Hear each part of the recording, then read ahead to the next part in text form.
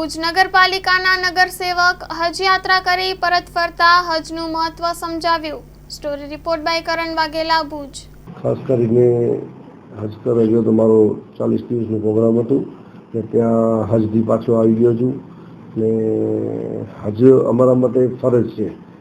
શું કરવા ફરજ છે કે એક અલ્લાહ પાકે અમને એક ચાન્સ આપ્યો છે કે દુનિયાની અંદર તમે જે કાર્ય કરો ને જ્યારે હજ પડવા જાઓ, હજ કરીને આવો તો જ્યારે સમજી લો કે માની પેટમાંથી બચ્ચો કેમ પેદા થાય છે એવી રીતે એકદમ માણસ કોરો થઈ જાય છે ગુનાઓથી, બધા ગુના માફ થઈ જાય છે।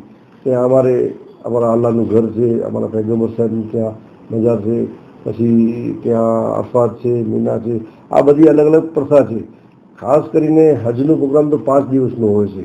તેમાં અમારે મીનારમાં કેમ્પ હોય, અરફાતનું મેદાન હોય, પછી જમરાજ છે, શૈતાન છે, કાંકરી મારવાની હોય, પછી અલગ અલગ બધા છે એનું।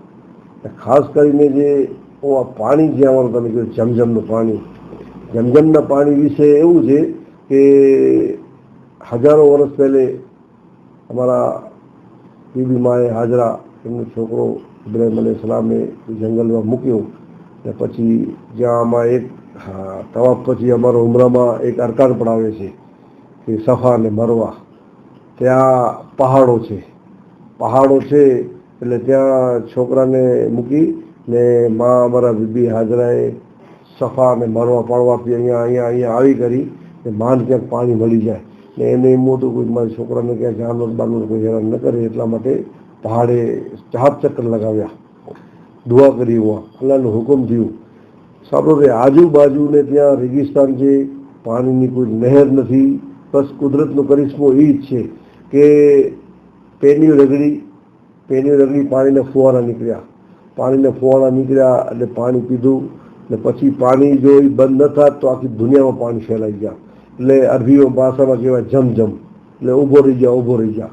જમજમનો મતલબ એમ છે।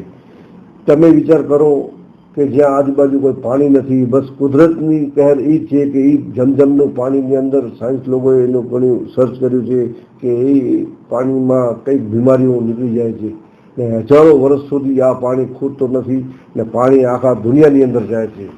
તો બસ અલ્લાહ પાકે મને ચાન્સ આપ્યું, હું અલ્લાહ પાકનો શુક્રગુજાર છું, મને હજ નસીબ થયું, હજ કરીને વાપસ પાછું આવી ગયો છું।